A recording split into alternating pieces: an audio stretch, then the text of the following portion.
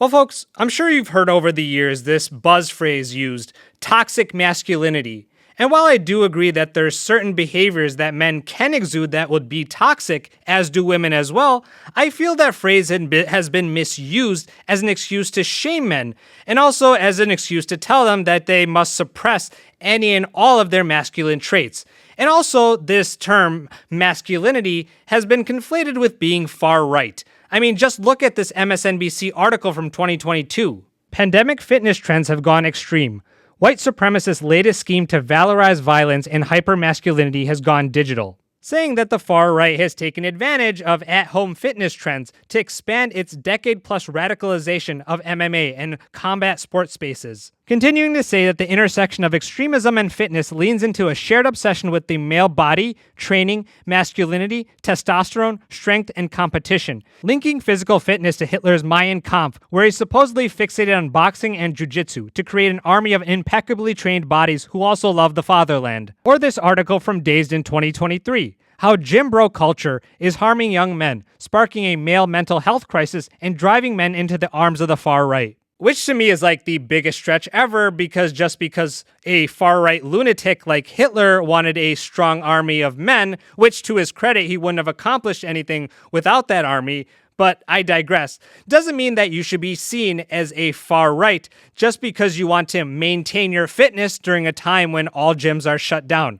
Like, I swear, it's like they're allowing anybody and everybody to publish at MSNBC. There should be like aptitude tests to allow even opinion pieces, because the logic is like a kindergarten level. And then people are surprised when Andrew Tate come on the scene, who preaches about embracing your masculinity. And I've said this before, that I don't agree with everything that Tate says, particularly when a lot of his messaging is wrapped up in materialism. But with that said, I do understand the appeal to a certain degree, considering that many men feel that their natural proclivity to be men has been suppressed and shamed.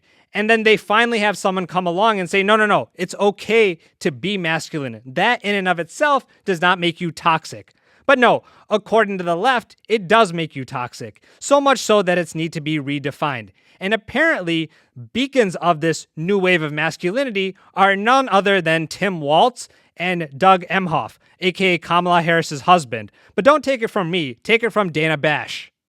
But they are doing so in trying to put forward male figures, Tim Walz being one of them, Doug Emhoff last night, who can speak to men out there who might not be the sort of testosterone-laden, gun-toting kind of guy who wants to listen to Hulk Hogan and the kind of players that came out of the RNC, or might want to listen to that, but also, in addition, understand that it's okay in 2024 to be a man comfortable in his own skin who supports a woman.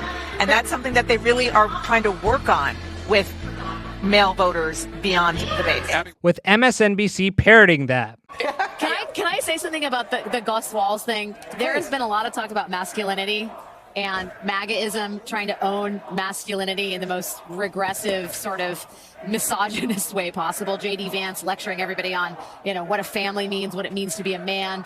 To see Tim Walz out there as a man who is just joyfully embracing his role as the potential vice president to the woman, the nation's first female president. By the way, and I love that you're saying that, because this is about modern masculinity. Yes. And in the Democratic Party, the coach that is saying that it's important for him as the football coach to be the faculty partner for the LGBTQ Gay club, Straight Alliance. The Gay Straight Alliance. And he's like, that's something important for me to do, because if a coach is doing it, it's going to have just a little more salience, right? And it's going to help kids not get bullied. I mean, what's really been fascinating is to watch the men of the Democratic Party model a kind of masculinity that is simply 21st century masculinity. Okay, nothing about this 21st century Tim Walz masculinity seems masculine at all.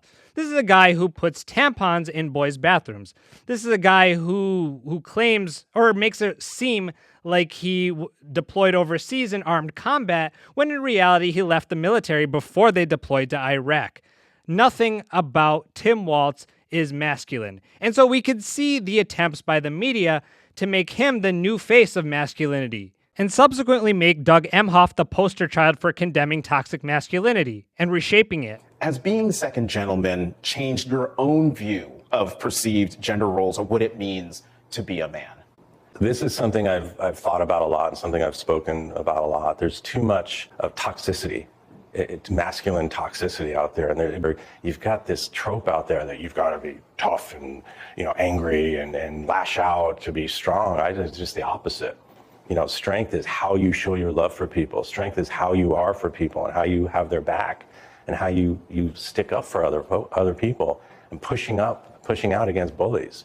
This toxicity, we're seeing it with our younger people. We're seeing it in our discourse, in our politics, in the media. You're seeing it as it relates to so many of the issues that we're pushing back on. So I think it's a problem, and I'm going to continue to use this platform every time I get to speak out against this toxic masculinity that's out there. With Jen Psaki just being so enamored by it. Something that has also been an important part, an interesting part of how people have talked about your role here is how your role has reshaped the perception of masculinity. And I'm not sure you planned on that, but you are an incredibly supportive spouse. Has that been an evolution for you? And do you think that's part of the role you might play as first gentleman?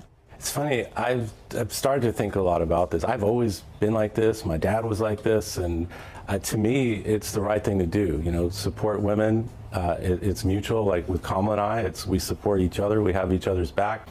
Women should not be less than. Women should not have less rights and be treated differently. That's not the American way. Now, the funny thing is that Doug Emhoff may be the worst person to fight toxic masculinity and talking about supporting women. Because in case you don't know, Emhoff had an affair with their children's nanny, Najan Taylor, and got her pregnant, something that he admitted to before divorcing his wife, whom again he had children with in 2009. And according to some sources, it ended in a miscarriage. And he paid $80,000 in hush money and had her sign an NDA. And now it's also come out that he may have assaulted another ex-girlfriend in a fit of jealousy in 2012, where he's said to have slapped her because he thought she was flirting with the valet. And allegedly he hit her so hard that she spun around, which is corroborated by 3 unnamed friends. And these friends were suddenly trying to usher her into a car as she just wanted to get back to the hotel alone, but he supposedly forced his way into that car. And this trio also provided photos and documents corroborating the trip to south of France, where the incident is said to have occurred. And Jane, the pseudonym for the girl he allegedly hit, also said that Emhoff said that the nanny accused him of causing the miscarriage. Well, LAPD records show that police were called to the house where Naylor was living around the time she was allegedly pregnant in 2009. Which to me at this point, I wouldn't be surprised at all if he used his modern-day masculinity on the nanny. And regarding Jane, the girl that he allegedly hit in France, she was described as a successful New York lawyer. So was he maybe jealous of her thriving career? And did he use the opportunity when it presented itself to pummel her? Oh yeah, what a great representation of masculinity and supporting women. And Jen Psaki did nothing to call him out on this. Instead, she was just so enamored by him. And think about it. The mainstream coverage of this has been slim to none. But if this were Donald Trump, it would be over. As this user said on X, pointing out that the Dems, including Kamala Harris, have referred to Trump as a convicted felon for his hush money payments, yet Emhoff did the same and was not prosecuted. And Chris Cuomo also had something to say. If the name were Trump instead of Emhoff, it would be all over the news. Daily Mail, echoed by the New York Post, has a story. Doug Emhoff, Kamala Harris's husband, accused of striking a woman he was on a date with at the Cannes Film Festival back in 2012. They had been drinking, and he didn't like how she talked to the valet. He smacked her. She smacked him back. You could say, well, there may have been an assault. Well, she didn't go to the police. He's not really running. But again, if it were Trump or anyone related to him, it would be on every TV show that is on right now. And you can bet your bottom dollar that if it were Donald Trump, he would absolutely be in litigation already.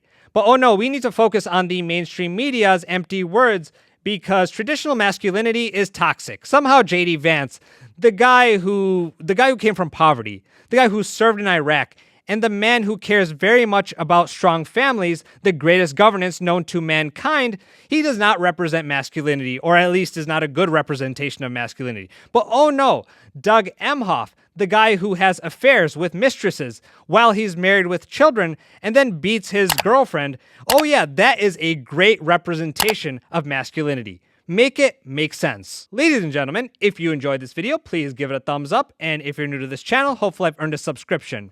Here's some videos for you to watch in the meantime. Until next time, peace out.